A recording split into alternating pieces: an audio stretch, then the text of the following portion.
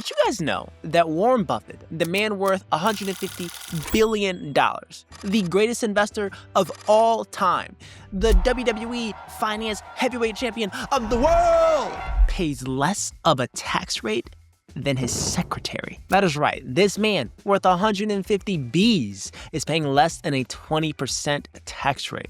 That's nuts. Now, the rich and the wealthy have not found some secret fountain of youth or doing some magical schemes to reduce their taxes.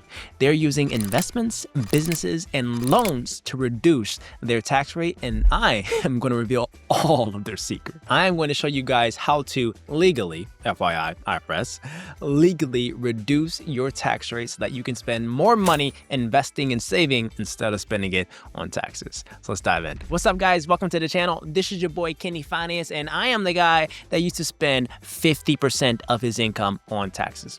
That is not a cap. I work in private equity, and we are very fortunate to get very hefty paychecks and great bonuses, etc. But the issue is that's my salary, and it is taxed at a super high rate. What comes in at the end of the year, half of it goes to Uncle Sam. No cap. Until I decided enough is enough. And I'm going to find out how all of these other billionaire investors and Wall Street guys are reducing their tax rates. So I spent the time doing the research and understanding everything there is to know about taxes so I can unpack for you guys effectively how to reduce your tax rate. And in today's video, we are talking all things tactics. And we're going to dive into 1, understanding taxes on your investments, 2, understanding taxes on businesses, aka for our entrepreneurs and our business owners. And then number 3, we're going to talk about the taxes on generational wealth, meaning the wealth that you pass down to your kids and your grandkids, how that's going to be taxed. And then if you stay towards the end, I will show you guys the crazy mind-blowing concept of buy, borrow, then die concept when it comes to taxes. I know it's a little daunting, but pretty eye-opening. And if you guys are new here, I highly recommend subscribing to the community because this is where we talk about nothing but smart money moves when it comes to investing, saving, budgeting, buying businesses, saving on taxes, anything that has to do with your money. Odds are I'm making content for you, all right? And I'm your boy, Kenny Finance, helping you guys lead a very financially literate life. So join this Kenny Finance community and hit that subscribe button. All right, number 1, taxes on investments. I want you to understand one thing.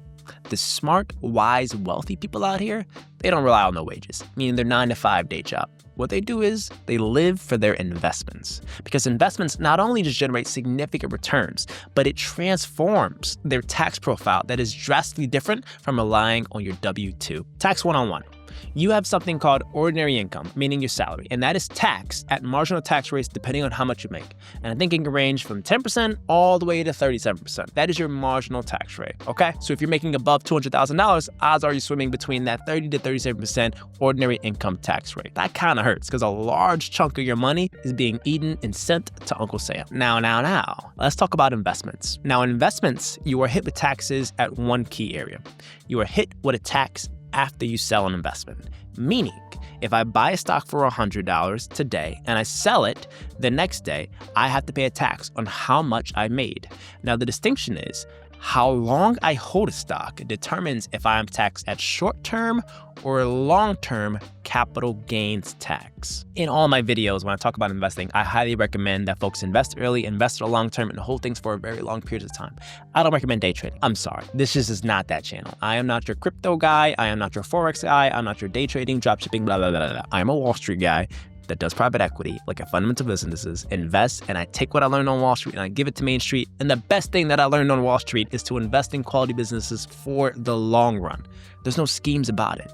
It just works. All right. And back to taxes. So if you buy a stock and you sell it within 1 year, that counts as a short-term capital gains. So whatever amount you gained, that is going to be taxed. Now, the thing is, with short-term capital gains, you are going to be taxed at your ordinary income tax rate. So if you are a high earner, you're at that 37% tax rate, you are going to be hit with whatever your gains are times 37%.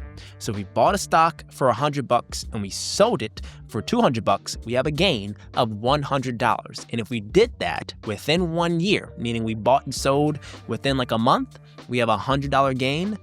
37% of that is tax because it's a short-term capital gain. But this is what most of the wealthy, smart investors do, is they hold a lot of their investments longer than 1 year.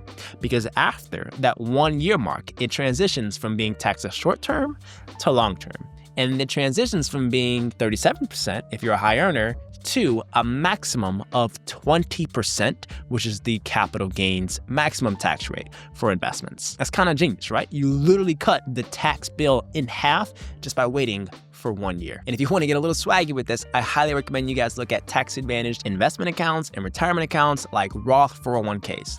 And if you're not familiar with what a Roth 401k is, it allows you to put after-tax dollars, meaning your income after you pay your taxes, the dollars that you have left. You can contribute that up to $7,000 in the 2025 limit into a Roth IRA. So those after-tax dollars goes into this individual retirement account, and you can save and invest it all the way to retirement. But when you retire at 65, you can take that out tax-free.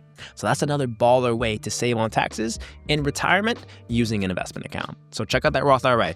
But then also, if you are an investor, hold stocks for the long haul. Hold it for longer than 1 year so that you can trigger that capital gains rate. All right? Because that 20% tax rate maximum of capital gains tax is so much better than what you would be taxed at the ordinary income tax brackets. Okay? That's simple. Now, number 2, we're going to talk about our business savages out here, all right? The business owners and the entrepreneurs and folks that have companies to where they have to pay themselves, and they can use this to have significant tax savings. And these tax savings come from distributions and dividends. So for these business owners, and kind of like the other CEOs and stuff that you see all the time, they often take a super low salary. Why? Because salary, like we talked about, is taxed at ordinary income tax rates. What they do instead is that they pay themselves via distributions and dividends. Now, if you're a business owner, you can personally pay yourself one of two ways, either as an employee or through distributions. Now let's walk through the funnel of how this works. You have revenue, you have costs, you paying all your other employees, and then you can bucket yourself also into that employee bucket and pay yourself a salary and get a paycheck every 2 weeks, just like everyone else.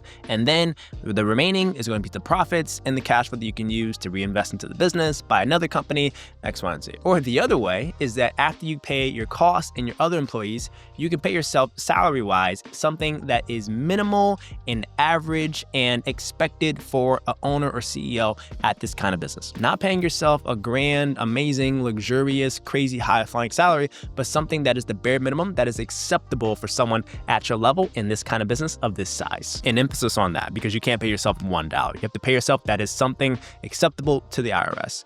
And then after that, you have what they call profits and cash flow, and you can use that cash flow to give yourself dividends. And the dividends are taxed just similar as capital gains tax, significantly lower, like 10, 15, 20% versus your ordinary income taxes. So let's take a business that has, in terms of free cash flow, $500,000 of free cash flow every single year. So what you can do in the first example is you can pay yourself a crazy $500,000 salary. So therefore, like, the cash flow is actually nothing, and you're just bucketed into that expense bucket for salaries, okay? You're still making $500,000, but the thing is that is going to be taxed at ordinary income tax rates. And odds are you're going to trigger that 37%. Or you can put yourself salary-wise at maybe $75,000. And therefore you have free cash flow at $425,000. And that $425,000, you can over time distribute it out to you and your other shareholders, and those distributions and dividends are going to be taxed instead of 37%, odds are 15, 20%. Okay? That is a more advantageous way as a business owner and entrepreneur to pay yourself instead of paying yourself crazy high salaries and triggering that ordinary income taxes. Now, another cool way as a business owner to save on your taxes is that you can write off qualified business expenses. These include things like home office space if you use part of your home to run your business, airfare if you're traveling for your company, meals if you're dining with clients or prospective folks that want to help and grow your business, or maybe even your car if you use your car every single day for your business. There are very specific things that are acceptable in the tax code that kind of fit the personal/business use, like a house, a car, travel, etc. All right, but make sure that you have all of your business expenses documented, receipts, and a qualified business purpose so that if you ever have questions from the IRS, you have a very legitimate reason of why you are writing off a specific business expense. Never try to cheat the IRS system, okay? Don't say you're dining at Nobu, right? And it's just you and your friends and try to write off as a business expense. It has to be a very qualified event and reason of why you're spending business cash on a particular expenditure. So always document all of your business expenses, and you can write off a lot of that to reduce the overall tax bill that you have for the company and yourself. Now, I am not a tax professional, FYI.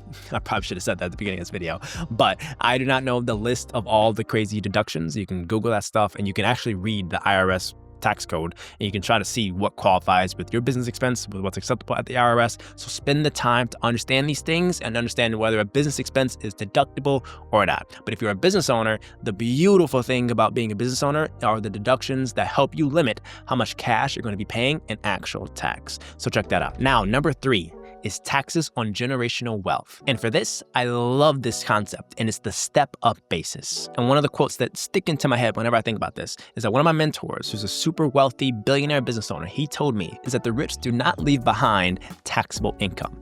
Instead, they leave behind appreciating assets. Now, the step-up basis, this is essentially a tax-free inheritance, okay? And what I love about this is that if you are inheriting something from your parents, grandparents, guardians, whatever, you do not pay capital gains on the amount that has been appreciated from day one. So here's the beautiful part of it, all right? I intend for my family, my future kids, my wife and grandkids, I intend for them to be insanely wealthy because all I do is invest and think about businesses.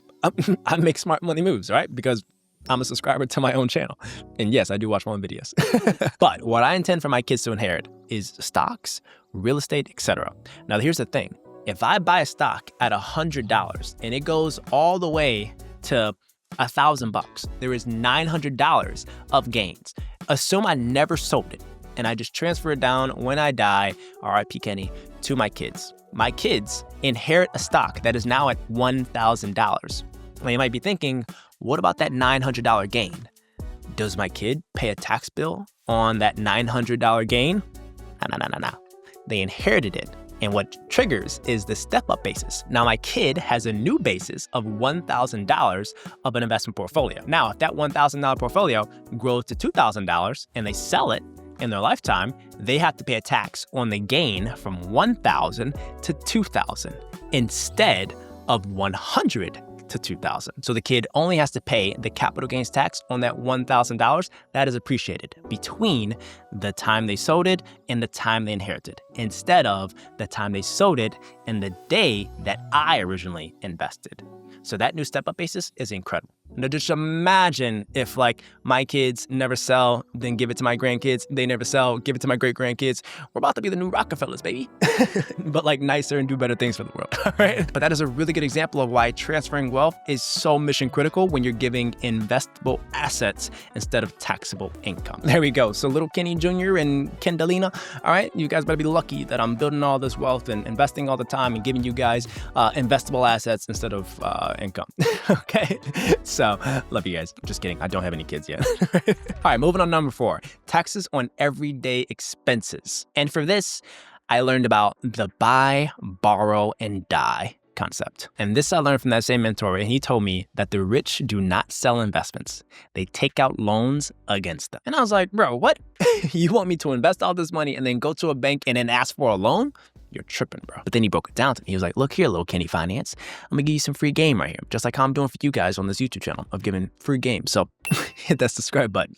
But essentially, when you take out a loan against your investable assets, you do not have to pay taxes on that loan. Think about it. When you take out a personal loan and you have that personal loan and you're handling all your business, the IRS doesn't come to you and say, hey, that loan you took out, give me 37% of that. No, not at all, okay? Instead, what you can do is you can take out a loan against your investment portfolio. And this is typically when you're at a higher net worth and you have a lot of investable assets working for you. If you got $1,000, don't even think about this, okay? But if you have hundreds of thousands of dollars or millions of dollars of an investment portfolio, you can go to a large bank or a lender like Bank of America or Morgan Stanley or other folks that offer equity lines of credit. And what you can do is you can take out a loan against your stock portfolio, real estate portfolio, any other portfolio that is growing, and that allows for you to take out the amount that covers your living expenses. And that loan to cover my living expenses is essentially tax-free. Now look, loans have an interest rate, so you have to pay back the interest and the amount that you borrowed, FYI. But here's the beautiful thing. What you can do is you can find a place that will give you a loan that has an interest rate that is on average like okay. But the beautiful thing is your investable assets are growing faster than whatever that interest rate is. Now, here's a great example. I have living expenses of $100,000 every single year, and I have a $10 million investment portfolio that I don't want to sell. Instead, I can go to the bank and say, give me a $100,000 loan at a 5% interest rate. And they'll give it to me because I'm a great finance borrower, etc. Right? They'll give me a $100,000 loan only at a 5% interest rate. Meanwhile, I have investments that are rocking and rolling, getting on average 10, 15% plus per year. So the gains that I get on my investment portfolio outweigh the amount that I would have to pay in the principal and interest on that particular loan. And also, I don't have to pay taxes on that. So that's the cheat code. And when it comes to the buy, borrow, then die concept, is that the wealthy people buy great assets that appreciate 10% plus, like stocks, private equity, real estate, etc. They buy great investable assets. They build that to a large enough sum to where they are qualified to go to a bank and take out a loan to cover their living expenses. Borrow. Their living expenses are covered by this loan that has a minimal interest rate, but it's tax-free.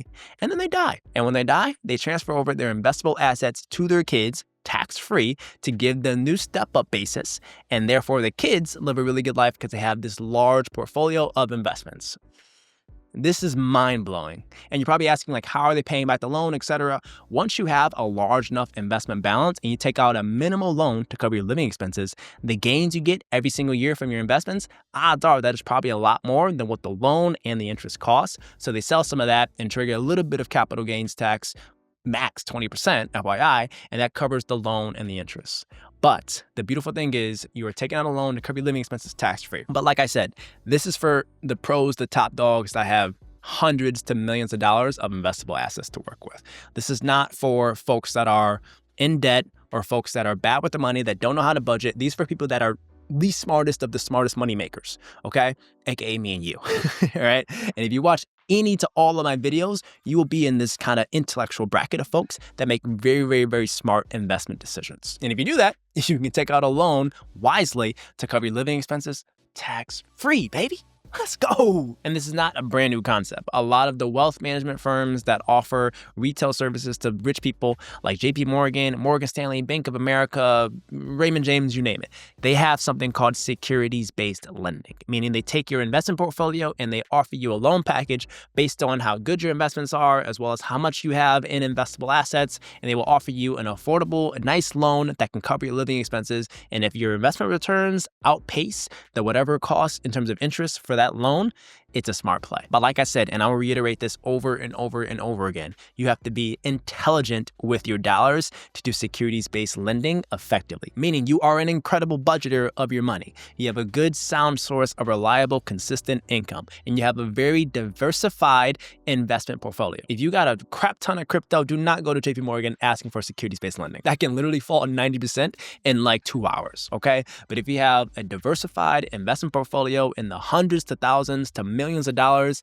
invested in great ETFs and index funds and blue chip stocks, that is a good quality investment portfolio. And you can go to a lender and say, I want to check out your securities-based lending programs. That easy. And they do it for personal expenses. They do it for mortgages, all kinds of things. So when you're at that bracket, check out securities-based lending. And this is not a cap. You see other large, high-profile CEOs like Elon Musk checking out securities-based lending all the time on his Tesla stock and other businesses that he owns, because these things go up and it goes up more than what the interest rate is on those loans. So it makes a lot of sense, and you avoid taxes. And this is the exact playbook that I recommend for folks that have that higher tier and large investment balance. But the thing is, if you are at a beginner level or a middle level trying to up your game when it comes to saving, investing, and managing your money a lot better, I still got you. In this next video, I outline for every single tier of wealth the exact playbook that you should be following of how to save better, budget better, and invest better for the long run. So make sure you guys check out that video so that you can eventually hit that point, if you're not there already, of thinking about these uber wealthy, smart money moves, okay? Anyone has the potential to get rich. All you have to do is have the patience and the discipline to make smart money decisions every single day. And if you guys enjoyed this video, make sure you guys smash that like button. It means the world to me as well as the rest of the community. And like I said, if you are not part of this regime, hit that subscribe button and join so you can learn exactly how the pros and wealthy folks are thinking about their dollars every single day. And with that, I appreciate you guys taking the time to watch. And as always, I will catch you guys on the next one. Peace.